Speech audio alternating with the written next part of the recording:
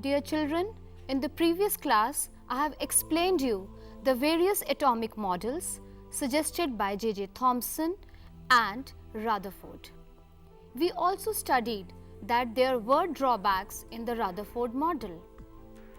Niels Bohr tried to improve the Rutherford model.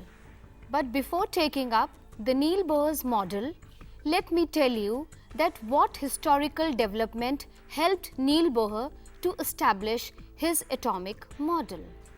Maxwell established that the electromagnetic radiation has a dual nature, the wave nature and the particle nature. Let's see that. Light is a type of electromagnetic energy and it has a wave nature as well as the particle nature. The particle natures are known as the photons. Let's see the electromagnetic radiation. You can see the particle nature and the wave nature. Electromagnetic spectrum you can see on the slide. There are many regions in the electromagnetic radiation. They are known by different names. They all differ in the wavelength and the frequencies. The ultraviolet light, infrared, the radio waves, the visible region. Our eyes can only detect the visible region. All other are invisible to the human eyes. To detect these invisible region, we need special instruments. You can see the very small portion in the electromagnetic radiation which is known as the visible region. And you can also see the spectrum of the visible region. When a white light is passed through the prism, it disperses into 7 colors, that is VIBGYOR. Wavelength and frequency are related as lambda into nu is equals to c and it is equals to 3 into 10 raised to power 8 meter per second. Frequency or wavelength determines the type of the radiation. This Maxwell's concept helped Bohr a lot. Bohr then gave his atomic model and he proposed that atom has a nucleus in the center and the electrons are revolving in the fixed orbits around the nucleus.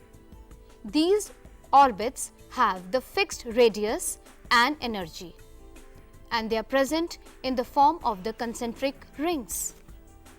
He also suggested that when the electron is moving in the fixed orbit, there is no change in the energy. But when electron jumps from the lower energy level to the higher energy level, it absorbs energy. Or when an electron moves back from the higher energy level to the lower energy level, the energy is radiated or emitted. You can see the basic structure of an atom. Electron in an orbit and nucleus in the center. Nucleus is made up of neutrons and protons. Electron orbits. Bohr also suggested that there are certain fixed orbits. They have fixed energy and fixed radius. Here in this picture, you can very well see the concentric rings. These are Bohr orbits. Line spectra is only observed when electron jumps from the lower energy level to higher energy level or from the higher energy level to the lower energy level. Putting together the Bohr and the Rutherford model. Now let's see the atomic model. In the center of an atom, a nucleus is drawn and the nucleus should have the protons and the neutrons as per the element. Then orbit is drawn around the nucleus. Here you can see the helium atom. 2 protons, 2 neutrons in the nucleus and the 2 electrons in the orbit. One more example, lithium. Atomic number of lithium is 3. That means it has 3 protons and 3 electrons. Just see its structure. In the nucleus, it has 3 protons and 4 neutrons, and there are 3 electrons. You can see that in the inner orbit there are 2 electrons, and in the outer orbit there is 1 electron. This picture shows you the KLMN shells in orbit. I am frequently using this word orbit. Orbits are the definite circular paths in which electrons are moving around the nucleus. This name was suggested by Bohr. An orbit proposed by Bohr is a circular path around the nucleus in which an electron moves. They have no real meaning and their existence can never be demonstrated experimentally. Dear children, but the latest concept is an orbital. Now why this orbital? Just like the Rutherford model, there were drawbacks in that. Similarly, there were drawbacks in the Niels Bohr model. Niels Bohr model successfully explained the stability of the hydrogen atom, and definitely it was an improvement over the Rutherford model. But it failed to explain the finer details of the spectra of the hydrogen. Also, it failed to explain the Zeeman effect and the Stark effect.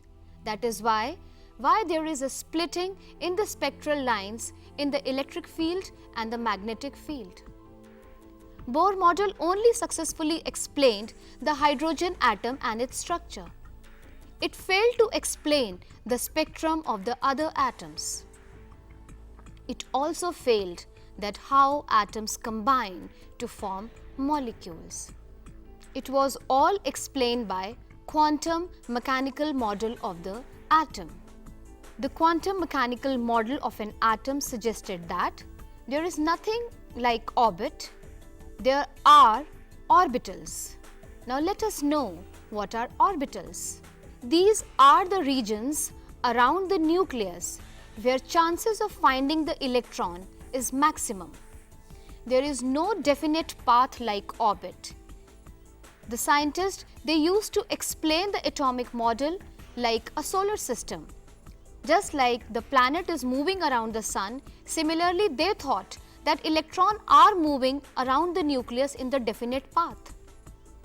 But quantum mechanical model suggested, no, there is no such definite path. There are regions where we can expect the electron to be its maximum, and these regions are known as orbitals. The orbitals having the same energy are called degenerate orbitals. There are orbitals which have same energy and they are known as degenerate orbitals. Node. There are regions where chances of finding an electron is almost nil. Such regions are known as node or the nodal surface.